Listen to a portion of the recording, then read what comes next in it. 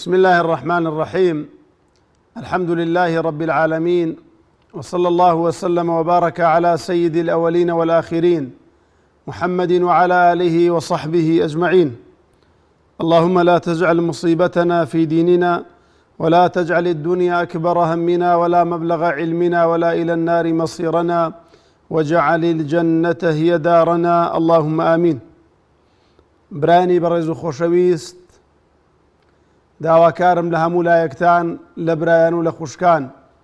پێشەوەی دەست بە بەرنامەکەمان بکەین لە خوای پەروەردگار بپاڕێینەوە و بۆ مسلمانانی غەزە و بۆ ئەو وەزعەی بەسەر قودسا هاتووە و ئەمشەو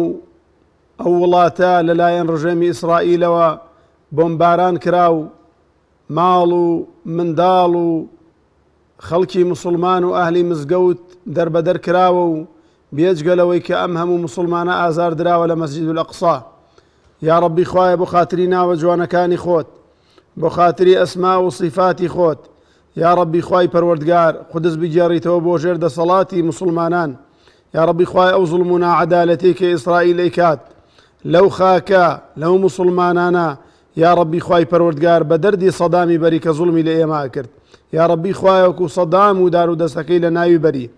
یا ربی خوای ڕەحم لە مسلمانانی غەزە بکەی. یا ربی خوای تەعالا ڕەحمیان لێ بکەی. یا ربی خوای پەروەردگار بۆ خاتری ناوە جوانەکانی خۆت، بۆ خاتری ئەسما و صیفاتی خۆت، هەر کەسێک هەر وڵاتێک حرەمی قودس ئەشکێنێ بێڕەزی بەرامبەر قودسەکە، یا ربی خوای پەروەردگار لە ناوی بەرە. یا ربی خوای تەعالا لە ناوی بەرە. یا ربی خوای و مسلمانانە سەرخە. یا ربی خوای و مسلمانانە سەرخە بەسەر ئیسرائیل و بەسەر ڕژێمی زایونەیە، یا رب العالمین. ئامین ئامین. برایان و خوشکانی بەڕێزم، چەند ڕۆژێ پێش ئێستا هەموو لایەکمان بە خێراتنی مانگی ڕەمەزانمان پیرۆزە کرد لە یەکتر و ئەمانوت اللهم بلغنا ڕەمەضان، خوایە بمان گەێنە بە مانگی ڕەمەزان. خوای تەعالا ئێمەی گەیاند بە مانگی ڕەمەزان، ئێمەی گەیاند بەو مانگە پڕخێر و بەرەکەتە، ئێمەی گەیاند بە مانگی قورئان، ئێمەی گەیاند بە مانگی تەوبە و پەشیمانی، ئێمەی گەیاند بە مانگی لەیلەت القەدر، ئێمەی گەیاند بە مانگی تەراویح و شەو نوێژ، ئێمەی گەیاند بە مانگی پارشێو، ئێمەی گەیاند بە مانگی بەربانکردنەوە، بەو مانگە کە یەک پارچە ڕەحمەتە بۆ ئینسانەکان. چەند ڕۆژێ پێش ئێستا ئێمە بە خێراتنمان کرد، پێشوازیمان لەو میوانە ئازیزە کرد، و ئێستا وردە وردە ئەبێ خوا حافیزی لێ بکەین، ئەبێ ئەو میوانە خۆشەویستە، ئەبێ ئەو میوانە ئازیزە وردە وردە خوا حافیزی لێ بکەین و بارگە و بنەی ئەپێچێتەوە و جێمانەیەڵێت. لەوا چێ ئەم شەو کۆتا شەوی مانگی ڕەمەزان بێت، یاخود ئەگەر سیپڕ بگرین سبەی شەویش مانگی ڕەمەزانی مبارەکە. ئیدی دوای ئەوە ئەم مانگە پیرۆزە بارگە و بنەیە پێچێتەوە. ئای چەند ناڕەحەتە میوانێکی خۆشەویست بەجێت بێڵێ، ئای چەند ناڕەحەتە لە دڵەکانە میوانێکی ئازیز، میوانێک کە ڕوحسووکە، میوانێک کە خێر و بەرەکەتی بۆ ماڵەکەت هێناوە، میوانێک کە سەرتاپای بەرەکەت بووە، میوانێک کە هەژاران لە پێش دەوڵەمەنەکانەوە پێشوازیان لێ کردووە، میوانێک برایان لە پێش خوشکانەوە تا مەزرۆی بوون، میوانێک کە هەر هەموومان لەم مانگەدا وەکو یەک تەماشایە کردین، میوانێک کە فەرقی ناکرد لە نێوان دەوڵەمەن و فەقیردا، لە نێوان نێر و مێدا، میوانێک کە لە نێوان ڕەش و ڕەشپێست و سپی پێستدا فەرقی ناکرد. ئەو میوانە وردە وردە بارگە و بنێ ئەپێچێتەوە و نازانین خوای تەعالا تەمەنمان باقی ئەکات، ساڵێکی تر پێی ئەگەینیان پێی ناگەین. مژدە بێ لەو کەسانەی کە لەم مانگی ڕەمەزانەدا بە باشترین شێوە ڕێزیان لەو میوانەی خوای تەعالا کردووە. مژدە بێ لەو کەسانەی کە پارشێوان هەستاون پارشێوان کردەوە بۆ ڕۆژوو. مژدە لەو کەسانە بێت کە لە مانگی ڕەمەزاندا تەراویحیان لە دەست خۆیان نەداوە، مژدە بێ لەو کەسانەی کە شەوانی قەدریان بەڕێ کردو بە عیبادات، مژدە بێ لەو کەسانەی کە ئەو میوانە ئازیزە کە خوا حافیزی ئەکات لای خوای پەروەردگار زیکری خێر و باسی خێری ئەو مسلمانانە ئەکات. مژدە بێ لە ئێوەی بەڕێز برا ئازیزەکانم، خوشکە بەڕێزەکانم کە ئەو میوانە خوا حافیزیەکە گلەی لێتان نییە، ئەو میوانە کە خوا حافیزیەکە دڵتەنگە بۆتان وەکو چۆن ئێوە دڵتەنگن بۆی. بەڕێزان، ئیدی طبیعەتی دنیا وایە، هەر شتێک بیدایەتی هەبوو، سەرەتای هەبوو، کۆتاییشی هەیە. هەر شتێک لەم سەر ئەرزەدا بیدایەتێکی بوو بێ دیارە کۆتاییشی هاتووە. ئەوە مانگی ڕەمەزانیش کۆتایی هاتووە. ئەوە وا لەیلەت القەدر و بەربانگ و تەراویحی مزگەوتەکان و وتاری مامۆستایانی ئاینی لە پارشێوەکاندا و بەربانگکردنەوەی ئێواران و لەیلەت القەدری شەوان و هاوکاریکردنی هەژاران و دەستگیرۆییکردنی هەتیوان و دڵخۆشکردنی دەوروبەر وا وردە وردە خەریکە خوا حافیزیمان لێکا و ئەگەڕێتەوە بەلای خوای پەروەردگار. ئەو میوانە ئازیزەکە هەژارەکان لە پێش دەوڵەمەنەکانە دڵتەنگ و غەمبارن بۆ خوا حافیزیکردن لێی، چونکە ئەم مانگە مانگی خێر بوو بۆیان، مانگی بەرەکەت بوو بۆیان، مانگێک بوو کە توانیان لەم مانگە پیرۆزەدا هیچ نەبێ وەکو کەسێکی خوا پێدا و بژین خەڵکی لای لێکردنەوە. بەڵام وا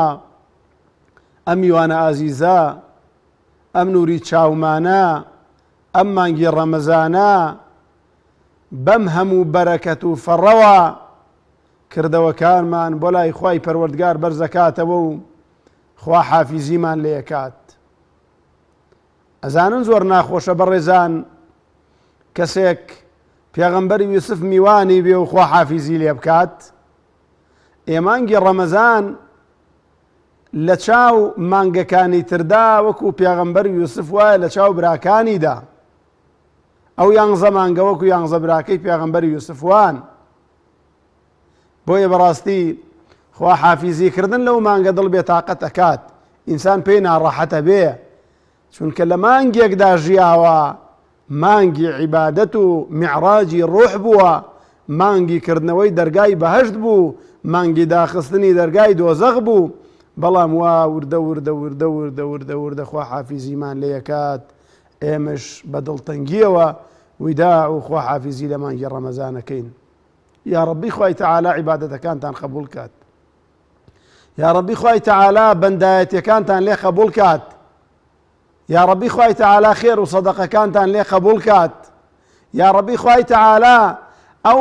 دڵخۆشی هەژارانەی کە کردوتانە لە قیامەتا دڵتان خۆش کات، لە دنیادا دوورتان کا لە ناخۆشی و نەخۆشی کە لەم مانگی ڕەمەزانەدا ئاگاتان لە دەوروبەرتان بووە، لەم مانگی ڕەمەزانەدا ئاگاتان لە دراوسێکانتان بووە، ئاگاتان لە مناڵانی بێناز و بێباوک بووە، لەم مانگەدا بوون بە باوکیان، لەم مانگەدا بوون بە کەسیان، لەم مانگەدا بوون بە پشت و پەنایان، نەتانێڵا هەست بە بێ باوکی و بە دامایی و بەنەبوونی بکەن. خوای تەعالا لە قیامەتدا بێ بەهاناتانەوە. بۆیە بەڕێزان ئێمە وردە وردە خوا حافیزی لە ڕەمەزانەکەین و چینە جەژنەوە. گرنگە هەموو لایەکمان جەژنیش بگێڕین بە مای ڕەزامەندی خوا، چونکە جەژنیش ئەڕوا، جەژنیش کۆتایی پێدێت،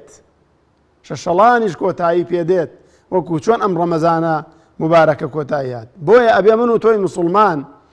لە جەژنا کارێک نەکەین خوا لە خۆمان بڕەنجێنین، کە ئەو کارانەی خوا لە خۆمان ئەڕەنجێنین بە تایبەتی لە جەژندا ئیسرافکردن. بەڕێزەکەم نابێ ئیسراف بکەی، ئیسراف لە جلوبەرگدا، ئیسراف لە خواردندا، ئیسراف لە چوونە دەرەوە بۆ شوێنانێکە خراپە. ئینسان نابێ ئاگادار بن، ئاگادار بن برا بەڕێزەکانم، نابێ ئیسراف بە تایبەتی لە خواردن و خواردنەوەیە بکەین. ئیسراف کارێکی خراپە. إن الله لا يحب المسرفين. پاشان کارێکی ترکە گرنگە ئێمەی مسلمان لە مانگی ڕەمەزاندا مولتەزیمی دینی خوا بووین، لە جەژنیشدا مولتەزیم بین، بەوەی کە ئاگادار بین خوشکانی بەڕێز، مەچنەوە سەر ئەو جلە ناشەرعی کە لەبەرتان بووە برایانی ئازیز مەچنەوە سەر ئەو نوێژ نەکردنەی کە لەسەری بوون بە هەوڵدەین جەژنی ڕەمەزان نەکەینە هۆی تازەکردنەوەی پرسە گوناحە برا بەڕێزەکەم خوشکە ئازیزەکەم تازەکردنەوەی تەعزیە گوناحە لە جەژندا بڵێ من جەژن ناگێڕم و چکلێت ناکڕم و من تەعزێم هەیە مردووەکەم ئەمە یەکەم جەژنێتی ئەمە نوێ جەژنانەی ئەمانە حرامە ئەمە گوناحە بەڕێزەکەم جەژن مەڕۆ بۆ لای قەبرسان مەڕۆ بۆ لای مردوەکان لە شەرعە حرامە ڕۆژێکی ئاوا خۆش تۆ تەرخانیکەی بۆ لای مردوەکان جەژن کاتی سەردانیکردنی زیندوانە ئامان برایان و خوشکانی بەڕێز زۆر جار هاوارمان کردووە ناکرێت دوای بانگی بەیانی ڕۆژی جەژن سەرقەبران لە مزگەوتەکان قەرەباڵەختر بێ ناکرێ گوناحبارە بن خوشکە بەڕێزەکانم برا عەزیزەکانم گوناحبارە بن مردووەکەشتان پێی ناخۆشە مەچنە سەر قەبران بەسەر قەبران و دەست پێ مەکەن چونکە تازەکردنەوەی تەعزیە و دیاریکردنی ڕۆژێک بەخصوص لە جەژندا بڕۆی بۆ سەر قەبران ئەوە کارێکی خراپە باوکە بەڕێزەکان دایکە عەزیزەکان لە ڕەمەزان لە جەژنی ڕەمەزاندا وریای منداڵەکەت بە پارەی مەدەرێ و بچێش تەقەمەنی بکڕێت ئەم تەقەمەنیانە بکڕێ خەڵکی پێ بترسێنێ خەڵک دوعای شەڕت لێ بکە ئەم تەقەمەنیانە بە کورتی بەڕێزن ئەوەی کایفرۆژێ حرامە ئەوەی ئەیفرۆژێ پارەکەی حرامە ئەو باوکو دایکەی کە بۆ منداڵەکانی ئەکڕن و ڕێگادەن بیکڕێ گوناحبارە بێ کاکە خەڵکی پێترسێنێ لا يحل لمسلم أن يروع مسلما جائز نییە جاری وایە بە کۆڵانێکدا ڕۆی تەقەمەنی بەرزە بێتەوە دەنگی تەقە زیێڕەت پێەکە ئەمە کارێکی حرامە گوناهە برایان و خوشکانی ئازیزم دایکی هێدی خوشکە گەورەکەم السلام عليكم مامۆستاگیان. عليكم السلام خوشکە عزیزەکەم. یاخوا بێ دەستخۆشی بەرنامەکە لێ یەکەم. خوا بتپارێزێ خوشکەکەم. یاخوا بێ وەڵام مامۆستاگیان پرسیارێکمانە بوو. بەڵێ. ئافرەتێ مناڵی هەتیوی هەبێت تا چەندێ پارێ هەبێ یعنی زەکاتی پێ ناشێت چەندێ پارێ هەبێ لە ماڵە زەکاتی پێ ناشێت؟ بەڵێ. یعنی خۆی پارە هەبێ؟ خۆی و مناڵەکانیان پارەیان هەبێ ساڵێ نەگەر لە 5-6 ملیۆن دایکی هەر کەسی ئاوا هەتی بار 5-6 ملیۆنی هەبێت زەکاتی پێ ناشێت کە بژێوی ژیانی بچێ بەڕێوە. ئینشاڵڵا وەڵامتە دەمە بەسەر چاو. دەی چاو خۆشە دراکەم یاخوا بێ خۆی گەورە جەزاکم دایکی خوا بتپارێ. کاک محەممەدیان الو مامۆستا گیان مامۆستاگیان پێی کاک محەممەدیان سلام علیکم. عليكم السلام ورحمة الله. کاک محەممەدیان دەنگت نزمە. الو مامۆستا برانی کۆنتڕۆڵ کاکە محەممەد دەنگی زۆر نزمە. الو کاک محەممەدیان بەڵێ مامۆستا لە خزمەتان فەرموو کاک محەممەدیان. الو مامۆستا وەڵام مامۆستا دەستخۆشی هەیە بەنامی جوان دەستخۆشی برانی کۆنتڕۆڵ کاک محەممەد زۆر حاڵی نابم لە دەنگت وەڵی داوای لێبوردنەکەم. خوشکە بێخاڵ خوشکە بێخاڵ. السلام عليكم. عليك السلام ورحمة الله وبركاته. مامۆستاگیان باشی شکر خوا بتپارێزێ. دەستێ ماچەکەم دوعای خێرم بۆ کە مامۆستا خاتم شکاوە ناتوانم بە پێوە نوێشکەم ئەتوانم دانیشتنی بکەمە دانیشتانۆ قاچت شکاوە یا ڕەبی خوا شفات بات. قوربانم دوعای خێرم بۆ کە مامۆستا خوالت ڕازی بێ یا ڕەبی خوای تەعالا شفات بات. ئەتوانم دانیشم بە دانیشتان و نوێژەکان مەکەم ئینشاءڵڵا وەڵامتە دەمە خوشکە سەر بەرزەکەم بەسەر هەردوو چاوم. دەی بە قوربان مامۆستا خوا بتپارێزێ خوا بتپارێزێ خوشکە بێخاڵ خوالت ڕازی بێ دوعای خێرم بکەن بە خوا قوربان بتپارێزێ خۆ. کاک یاسین گیان السلام عليكم مامۆستاگیان شۆری عليكم السلام ورحمة الله کاک یاسین. پرسیارێکمە بۆڵا مامۆستاگیان ئەوە هەنێ تقریبا 60 وەرەقەی دەسمایەم هەیە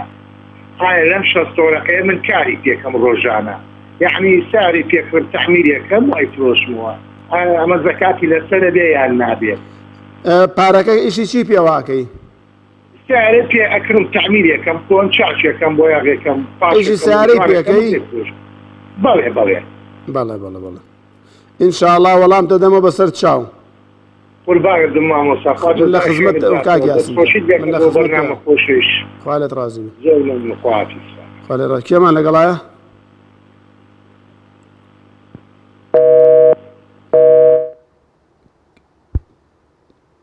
کاک جەبارگیان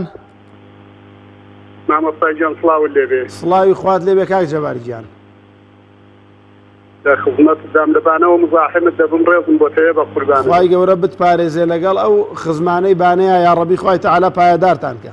قوربانە خوا پاداش بداتەوە خوا جەزای بەخێر بداتەوە بۆ بارنامەکە دەمیشە چاوی لێ یەکەم وەلی بۆمان ناگیرێ ئێمە لێرەوە پرسیارەکەم ئەوەیە لە خزمەتتدا من ئاتەل کورسی نازانم بێ ئاتەل کورسی قول والله ئەحەد دروستە چی نازانی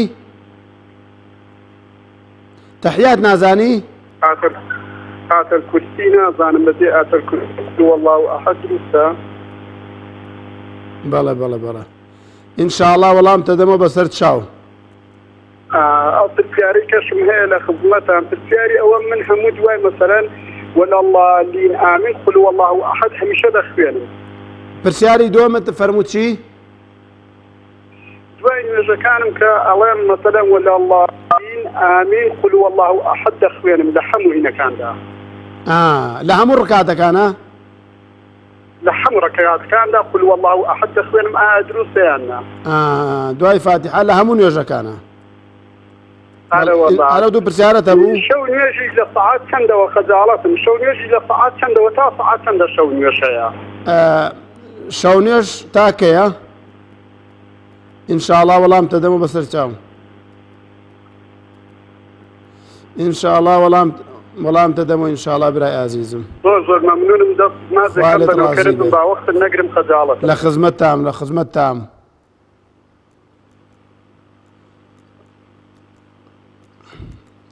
خوشکە زیاڕین ئەلو بەڵێ خوشکە بەڕێزەکەم باش مامۆستا خوا بتپارێزێ پرسیارێکم هەیە برایان ئەم سەوتە تۆزێ هین کەن برایانی بەڕێزم فەرموو خوشکە پرسیارێکم زیاڕین هەیە مامۆستا لە خزمەتتام من زۆر دڵپیسی لە مێدەکان دەکەم چۆن دڵپیسی لە مێدەکەم دەکەم چۆنە دڵپیسی لە زم دەبێتە تێناگەم خوشکە زیێڕین دڵپیسی لە مێردەکەم دەکەم چۆنەوە دڵپیسی لە زم دەبێتە سەرفترە چی دڵپیسی لە مێردەکەم دەکەم مامۆستاییە وەڵاهی من نازانم سەوتەکەی وازح نییە لای منە و خوشکە بەڕێزە مامۆستا بەڵێ خوشکەکەم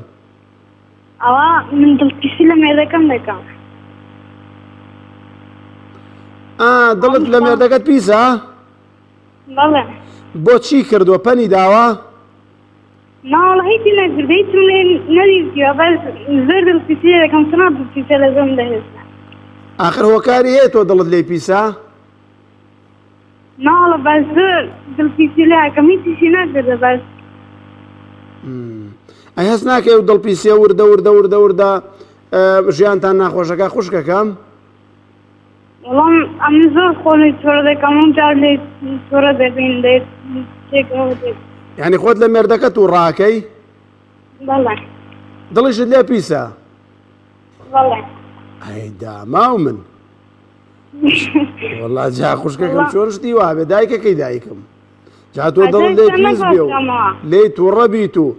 هیچیشی نەکرد بێ هیچ من لە جۆڕێوە ملاو بەزم و ڕزمی نەکردووە ناوەڵە هیچی نەکردە بەس خۆش بەس ئەم زۆر دڵپیسی لێ دەکەم جا تۆ لەخوا بترسە ئەمە خۆشایەتیە دێڵە هیچیشی نەکردەوە دڵیشم لێی پیسە ئینشاءڵڵا وەڵام دەدەمە خوشکە زیێڕین باشە زۆر سپاس مامۆستا خوشکی گەورەی منی خوا بتپارێزێ کا گۆرانگیان کا گۆران لە شاری بانە ألو مامۆستا السلام عليكم. عليكم السلام ورحمة الله وبركاته. يا أصحاب مامۆستا جێم دەنگێت جێتۆڕ ڕازەوە دەنگێت. يا ربي خوابتان پارێزێ کا گۆرانگیان. والله فقط حد زنجير ما هو خۆشی و ماڵاوایی یعنی ماڵاوایی زۆر کارەوەکی جوانتان هەیە زۆر زەحمەتە دێتن بۆ ڕێگای ئیسلام. مەمنونی جەنابتین کا گۆرانگیان هیچ تێبینیەکت نییە؟ والله فقط انا وليت قلبي الى جرات اخطيت كم الجيم جنبي دو فقط مع عيد خوشي كان لك يا ربي خواي پروردگار پاداشتی جنابتان باتەوە کە گوێمان لێگرن دوعامان بۆ کان ئامین بۆ دوعاکانمانەکەن ئێمەش خۆشحاڵ بووین کا گۆرانگیان فقط اولا انا دعاء بخير ما بوك اياتنا تعالى بنو لغير اسلام بنو هذا هو القران حمد الله ان شاء الله بەسەر هەردوو چاومان کا گۆران ئێمە سپاسی جەناب دەکەین بەسەر چاو کا گۆرانگیان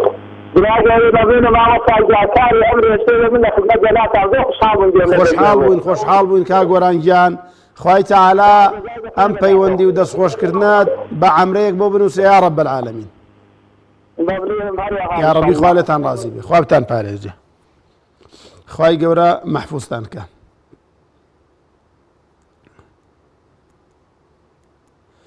خوشکێکی بەڕێز داوای دوعای خێری کردووە کە منداڵیان نابێ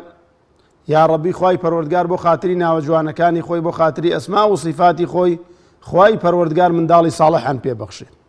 جا بەڕێزان لە باسی ئەوەیە بوون ئەم ئازاردانی خەڵکە خراپە بەڕێزان ئازاردانی خەڵک بە تەقەمەنی حرامە والله برا بەڕێزەکەم کایفرۆژی لە مارکێتەکەدا حرامە کاکە خەڵک بریندارە بێ لە جەژنانە جاری وایە خەڵک ئەکوژێ کاکە خەڵک ئەترسێنێ ئەمانە ئازاردانی خەڵکە لا يحل لمسلم أن يروع مسلما گوناحە ئازاردانی خەڵک جاری وایە بە سەوتی مکەبەرە و گۆرانی لە ڕۆژانی جەژنا گۆرانیەکی ئاخر سەوتەکان دەسەری دراوسێ ئازاجەکە ئازاردانی خەڵک جاری وایە بەوە نییە کابرا دوو لە ڕووی جەنابتان سەگێکی ڕاگیر کردووە برایەکی بەڕێز تێبینیەکی جوانی پێدام دکتۆرێکی بەڕێز بوو خوای تەعالا بیپارێزی لەوە گوێ لێمان بێ هەندێک خەڵک بەڕاستی لە ماڵەوە سەگ بەخێوەکە بەڕێزان ئەم سەگ بەخێوکردنە لە کۆڵانێکا کە پڕی ماڵە کە خەڵکی لێیە تا بەیانی نایڵە منداڵ بخێوێت تا بەیانی خەڵک ئیزعاجەکە والله گوناهبارە بی ئازاردانی خەڵکە بەڕێزان و خۆشەویستانم ئەمە مسلمان نابێ مسلمان ئازاردە کاکە سەگ بەخێوکردن بابەتە فقهەکە لێگەڕێ کە بابەتێکی خلافیە لە بینی زانایاندا هەندێکەڵەن بە موتڵەقی گڵاوە دەست بە هەر شوێنێکیەوە بدێ هەندێکەڵەن بەس لیکەکەی گڵاوە هەندێک یانی ئەمە خلافێکە ئاگامان لێ بەڵام بەڕاستی هیچ خلافێکی تیانە لە بینی زانایاندا کەسێک لە گەڕەکێکدا دوور لە ڕووی جەنابتان سەگێک بەخێوەکە ئەم سەگە تا بەیانی ئەوە ڕێت دراوسێ ئیزعاجەکە خەڵک ئیزعاجەکە نایڵێ منداڵ بخەوێ خەڵک بێتاقەتەکە ئەمە گوناحباری بەڕێزەکەم ئاگادار بەجارێ بێجگە لەو نوێژانەی کایەکە کێڵی گیانت بە نوێژە کاکە سەگ کە دەم بە گیانتەوە بدا گڵاوە بێ گیانت حرامە نوێژ بکەی بۆ جلەوە جاری وایە دەست گڵاوە جاری وایە جلەکەت گڵاوە جاری وایە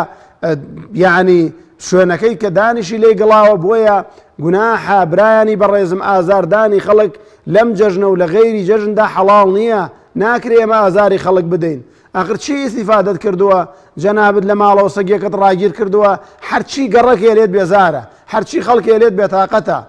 بۆیە بەڕاستیەوە ئەوە حرامە لەگەڵ ئەوەدا نەخۆشی پیشی پێوەیە وەکو ئەو دکتۆرە بەڕێزێکە تێبینەکەی پێوت کۆمەڵە قسەی کرد خوای کە پاداشتی باتەوە بۆ خاتری ناوە جوانەکانی خۆی جا بەڕێزان دیارە ئەو شتانی کە لە جەژندا خراپن زۆرن بەڵام لەبەر کەمی کات دێمە سەر پەیوەندی برایان و خوشکانی بەڕێزم دایکی هێدی پرسیار ئەوەی کرد ئافرەت ئەگەر منداڵی هەتیوی هەبێت تا چەندێ پارەی هەبێ زەکاتی پێشێت بەڕێزەکەم طبعا ئەگەر هەتی و پارەیە بێت طبعا هەتی و بێ خۆی زەکات بێت یعنی ئەوە نییە بڵێ من پارەی هەتی و زەکاتی تیان نییە وەکۆن دێجار خەڵکەڵێ نە هەتی و ئەگەر 7 ملیۆن دیناری هەبێ ساڵی بەسەردا ڕۆشت بێ یاخود ئاڵتونی لە 20 مسقال زیاتر بێ ئەمە ئەم هەتیوا بێ خۆی زەکات بات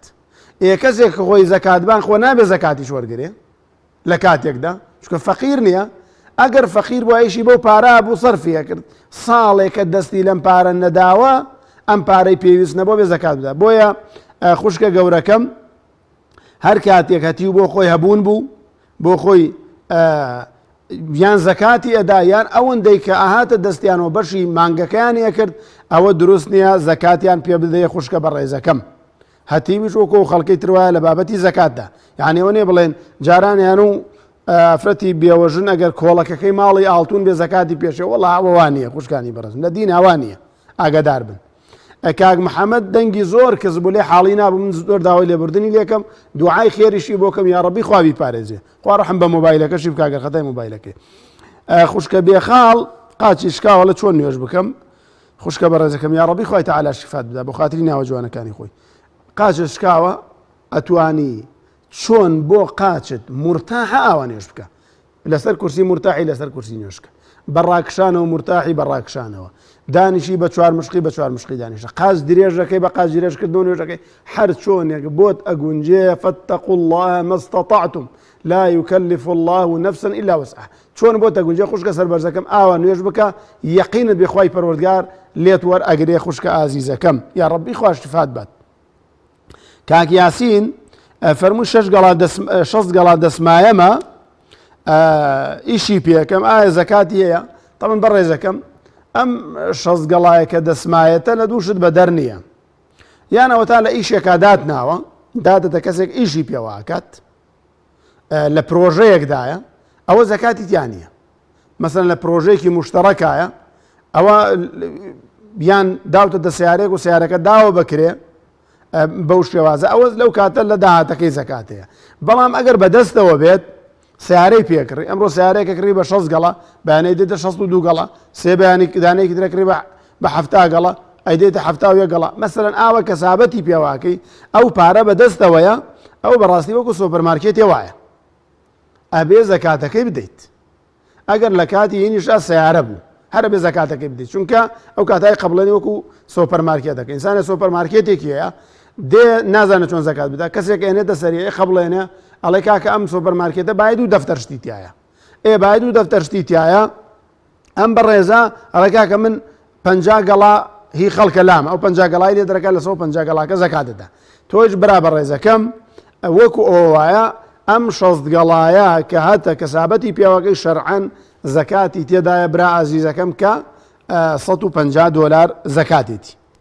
خوای گەورە بتپارێزێ کاک جەبار لە شاری بانەوە ئەم شەو دیارە دوو برای عەزیزمان لە شاری بانە لە کوردستانی ڕۆژهەڵاتەوە پەیوەندیان کرد دوعای خێریان بۆکەین خوای گەورە بیان پارێزێ بۆ خاتری ناوە جوانەکانی خۆی پرسیاری یەکەمی ئەوەی کە من حاڵی بووم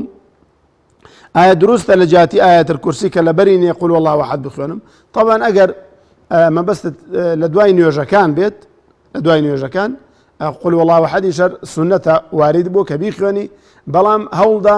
ئایەتل کورسی ئەگەر لە بەریشت نەبوو خوێندەواری تەبێ لە وەرەقەیەکا بینوسی بیخوێنیتەوە هەر دروستە ئینشاءڵڵا ئەگەر هەر لە وەرەقەکەدا نەتوانی بیخوێنیتەوە و پێت لەبەر نەکرا ئینشاءڵڵا خوای تەعالا ئەجر و پاداشتت ئەداتەوە ئەمە ئەگەر لە قول والله احد لە جیاتی ئایەتل کورسی وشەیەکی تەحیاتی هات بە گوێما کە جەنابەت فەرمووت ئەگەر مەبەستت تەحیات بێ نابێ لە جیاتی تەحیات ئایەتل کورسی بخوێنی ئەوە جایز نییە لە جیاتی تەحیات ئایەتل کورسی نابێ بخوێنی ئەگەر تەحیاتەکەت لەبەرە بیخوێنە ئەگەر لەبەرت نییە لە وەرەقەیەکا بینوسە لە وەرەقەیەکا بینوسە کاتێک گەشتیتە تەحیات ئاوا وەرەقەکە بەدەستەوە بگریا لە بەردەم دەدای نەبیخوێنەرەوە باشە برا بەڕێزەکەم یان لە مۆبایلەکە دەدای نەبیخوێنەرەوە ئیشکالی تێدانێ ئینشاءالله تعالی پرسیاری دووەمی ئەفەرمێ لە دوای هەموو فاتحە من قول والله احد دەخوێنم طبعا سنەت وایە برا بەڕێزەکەم ئەو نوێژانەی کە 4 ڕکعاتن تەنها لە 2 ڕکعاتی یەکەمدا لە دوای فاتحە قول والله احد بخوێنیان سوورەتێکی تر ئەو نوێژەی کە 3 ڕکعاتە لە ڕکعاتی یەکەم و دووەمدا بیخوێنی لە سێمدا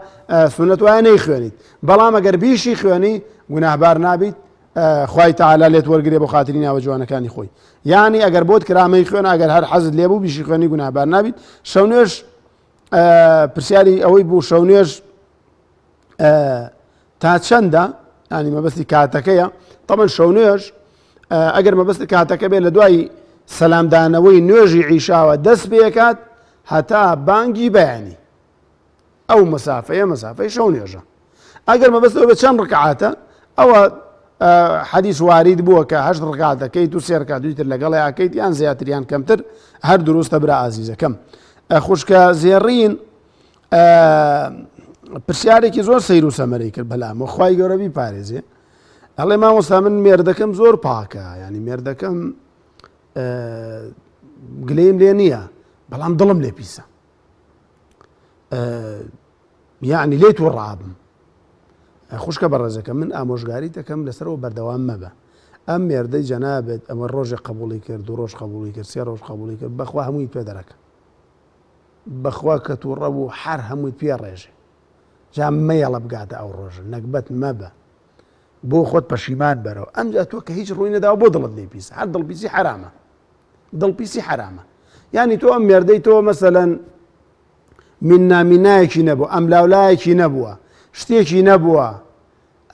بۆ دڵت لێ پیسە ینی گوناحبارە بێ بەڕاستی کاکە خەڵکێت مێردی دەست ناکەوێت تۆ دەست کەوتەوە بۆ دڵی لێ پیسەکەی بۆ سوپاسی خوا ناکەی بۆ سوپاسی خوای پەروەردگار ناکەی خوای تەعالا مێردێکی پێدای خۆت تەسکیەکەی تۆڵی چاکە ئەی بینێ بەڵام من دڵم پیسە ئەوە شەیطانە ئاگادار بە ئەم دڵپیسیە وردە بەرەو شتی خراپەت بە ئەگەر تێبینیەکەت لەسەر مێردەکەت هەیە پێی بڵێ ئەگەر مێردەکەت وەڵامەکەی مقنع بوو ئەوە نابێت دڵپیسەکەت کۆتا ئەبێت دڵپیسەکەت کۆتایی پێ بێ ئەگەر نابەخوا خوشکە بە ڕێزەکەم عاقبەتت باش نابێ ئەو لەم برای خۆتی وەرگرە چونکە دڵپیسی زۆر خراپە پیا و بەرامبەر ئافرەت دڵی پیس بێ ئافرەت بەرامبەر پیا و دڵی پیس بێ زۆر خراپە دڵپیسی و ڕەزیلی لە بینی ژن و مێردا هەبوون بەڕاستی کارەسات ڕوئەدا خوشکە ئازیزەکەم دوعایشت بۆکەین خوای تەعالا و دڵپیسیەت لێ دوور خاتەوە خوای پەروەردگار دڵت پاکاتەوە یا رب العالمین کاک گۆران هەر لە شاری بانەی خۆشەویستەوە دوعای خێرمان بۆ ئێوە دەستخۆشی لێکن خوا بیان پارێزێ هەر دەستخۆشی هەبوو داوای دوعای خێریشی کرد ئێمە سوپاسیەکەین سوپاسی لوتفیەکەین گەورەی خۆی نوان کە تەلەفۆنی کرد دوعای خێری بۆ ئێمە و بۆ کارمەندە بەڕێزەکان و بۆ برا بەڕێزانە کرد کە سەرقاڵی ئەم بەرنامەن خوای تەعالا بیپارێزێت یا ڕەبی خوای تەعالا لەو برا عەزیزەمان خۆش بێت خوای تەعالا دەروی خێری لێ بکاتەوە ماڵ و منداڵی بۆی ئیسلاح کات بۆ خاتری ناوە جوانەکانی خۆی دیارە بەرنامەکەمان وردە بەرەو کۆتایی ئەڕوا بەڕێزان و خۆشەویستانم ئەگەر ئەمە کۆتا شەوی ڕەمەزان بوو کۆتا شەوی بەرنامەکەمان بوو لە خزمەتانە داوای گەردن ئازاییتان لێکن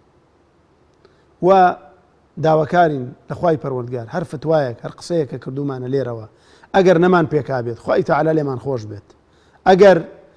هەڵەیەکی زوبانەوانیمان کرد بێت خوای تەعالا لێمان خۆش بێ یا رب العالمین و ئەگەر هەڵەیەکمان بەرامبەر برایە کرد بێت بەرامبەر خوشکێکی بەڕێز کرد بێ پەیوەندەکەیمان بۆ وەرنەگیرا بێ یان پەیوەندەکەمان وەرگردووە جوان گوێمان لە دەنگی نەبووە ئێمە داوای لێبوردنتان لێکەین من داوای لێبوردن لە جەنابتانەکەم ئەگەر شتێکی وا ڕووی دابێت و داوای دوعای خێریشتان لێکەم دوعای خێرمان بۆ بکەن ڕەفیقێکی ڕۆحسووک بووین هەردوو لامان لە مانگی ڕەمەزاندا پێکەوە لە خزمەت قورئان و لە خزمەت فەرمایشتەکانی پێغەمبەردا بووین لە شاشە جوانەکەی پەیامەوە ئیدی ئەگەر تەمەن باقی بوو سبە شەویش دێنەوە خزمەتتان تەمەن باقی نەبوو گەردنمان ئازاکەن و گەردنتان ئازابێ لە دوعای خێر بێبەشمان مەکەن ئێمەش لە دوعای خێر بێبەشتان ناکەین و هەر کاتێکیش پرسیاری شەرعیتانە بوو ئەو ئێمە لە خزمەتتان هاین تەلەفۆنەکانمان ڕوون لەلایەوە بەڕێزانە هەر کەسێک پرسیارێکی بوو بە پێی توانە بە پێی زانستی خۆمان لە خزمەتتان نابین و ئەگەر تەلەفۆنی کشتان کرد بێ هەڵمان نەگرت بێ مەشغوڵ بوو بێتین داوای لێبوردنتان لێکەین خوای تەعالا لە هەموو لایەکمان ببورێت خوای پەروەردگار لەو کەسانەمان بگێڕە کە لە مانگی ڕەمەزانە قەڵەمی عەفو بەسەر تاوانەکانیان نەدێ خوای پەروەردگار جارێکی تر ئەم میوانەمان پێ بگەێنێتەوە وردە بارگە و بناپێچێتەوە خوا حەفیزیەکا و جێمانەیەڵێ و ئێمەش بە دڵی حەزینەوە بە دڵی غەمبارەوە خوا حافیزی لە پارشێوەکانی ڕەمەزان و لە بەرنامەی ڕەمەزان و لە تەراویح و لە لەیلەة القەدر و لە ئیفطاری ئێواران و ڕۆژوشکاندن و لەم هەموو کارە پیرۆزەی کە لە مانگی ڕەمەزانە کردومانە تایبەتە بە ڕەمەزان خوا حافیزی لێکەین و ئومێد دەکەین ساڵێکی تر ئەم میوانە ئازیزە لە دەرگای ماڵەکانمان بداتەوە و ئێمە شەرەفی بەخێراتنمان هەبێ لەم مانگە چونکە بەڕێزان کۆمەڵێک لە برایان و خوشکان پار پێشوازیان لە مانگی ڕەمەزان کرد ئەم ساڵ لە قەبردان و لە گۆردان خوای تەعالا ئەو ڕێز و شەرەفەی پێنەدان کە پێشوازی لە ڕەمەزان بکەن ئێمەش ئەم ڕەمەزانە خوای تەعالا شەرەفی پێداین پێشوازیمان لێ کرد و ئومێدەوارین خوای تەعالا کردەوەی ڕەمەزانی لێ قبول کرد بێتین و ساڵێکی تریش بتوانین پێشوازی لەم میوانە ئازیزە بکەین لەخوای پەروەردگارە پاڕینەوە ئێوەش ئامین بکەن یا ڕەبی خوایە لە کەم و کوڕەکانمان خۆش بیت یا ڕەبی خوای تەعالا لێتە پاڕینەوە بۆ خاتری ناوە جوانەکانی خۆت هەر کەم و کوڕێکمان لە مانگی ڕەمەزانە هەبووە لە نوێژەکانماندا لە عیبادەتەکانماندا لە بەسەرکردنەوەی خزم و دۆستاندا لە هاوکاریکردنی هەژاراندا یا ڕەبی خوای تەعالا تۆ لێمان خۆش بە یا ڕەبی خوایە تۆ لێمان خۆش بە یا ڕەبی خوایە لەو کەسانت گێڕابێتین کە لە مانگی ڕەمەزاندا قەڵەمی عەفو بەسەر تاوانەکانیان ئەدێنی کە لیان خۆشە بی کە عەفو العامیان بۆ دەرەکە یا رب العالمین خوای تەعالا ليلة القدر بقسمتي هم ولايك مان كرد بي أكرم الأكرمين يا أرحم الراحمين خوايا سچندين مسلمان لجير توباراني جولة كدان لجير نارحتي وآزاري جولة كدان يا ربي خوايا بشي بهانايا نوا يا ربي خوايا بشي بهانايا نوا يا ربي خواي تعالى مسجد الأقصى لجير دستيان دربيني يا ربي خواي تعالى مسجد الأقصى لجير دستيان دربيني يا ربي خوايا أو ظلمان لي قبولنكي يا ربي خوايا بيان قريبة باشترين شيء وطوليان لي بكيتوا يا ربي خواي تعالى كسيك بنيري سريك بنيري أمة زيندوكاتوا يا رب العالمين خواي تعالى لتبارينوا لقناهي دايكو باوك من خوش بي لقناهي مردوكان من خوش بي لقناهي مامۆستاکان من خوش بي لقناهي قوتابیەکان من خوش بي لقناهي أو برابر رزانة خوش بك ئێمەیان خۆشەوە لەبەر خاتری تۆ خوایە ئێمەیان نەبینیوە ڕوو بەڕوو هیچ سوودێکمان پێ نەگەیاندون بەڵام لەبەر خاتری تۆ ئێمەیان خۆشەوە براو خوشکانە خوای تەعالا تۆش خۆشت بوێن یا ڕەبی خوایە لێیان خۆش بی خوای ئەو برابر ڕێزانەی ئەو خوشکە ئازیزانەی لە ناوەوەی وڵات لە دەرەوەی وڵات لەم مانگی ڕەمەزانەدا متابعی بەرنامەکانیان کردووە و لەگەڵمانە ئامینیان کردووە یا ڕەبی خوایە لێیان خۆش بە یا ڕەبی خوایە ئەگەر نەخۆشن شیفایان بە ئەگەر قەرزارن قەرزەکەیان بۆ ئاداکە ئەگەر کێشەی خێزانیان هەیە یا ڕەبی خوایە بۆیان ئاسانکە ئەگەر زەواجیان نەکردەوە خوایە زەواجیان بۆ ئاسانکە ئەگەر منداڵیان نەبوو خوایە منداڵی ساڵحان پێبەخشە ئەگەر منداڵیان هەیە بۆیان ساڵحکە یا رب العالمین یا ڕەبی خوای تەعالا بۆ خاتری ناوە جوانەکانی خۆت بە باشترین شێوە پاداشتی ئەم برابە ڕێزانە بیتەوە کە لەم درەنگی شەوانەدا بە درێژایی مانگی ڕەمەزان ماندوو بوونە جوندێکی مەجهول و نادیارن یا ڕەبی خوایە پاداشتیان بیتەوە یا ڕەبی خوایە پاداشتیان بیتەوە یا ڕەبی خوایە پاداشتیان بیتەوە یا ڕەبی خوایە لێتە پاڕینەوە عیبادەتمان لێ قبوڵکە یا ئەکرەم الئەکرەمین تا کاتێکی تر ڕەمەزانێکی تر ئەگەر سبە شەو لە خزمەتانە نەبین هەموو لایەکتان بەخوای پەروەردگار ئەسپێرم لە دوعای خێر بێ بەشم مەکەن و لە دوعای خێر بێ بەشتان ناکەم هەموو لایەکتان بەخوای پەروەردگار ئەسپێرم وصلى الله على محمد وعلى آله وصحبه أجمعين.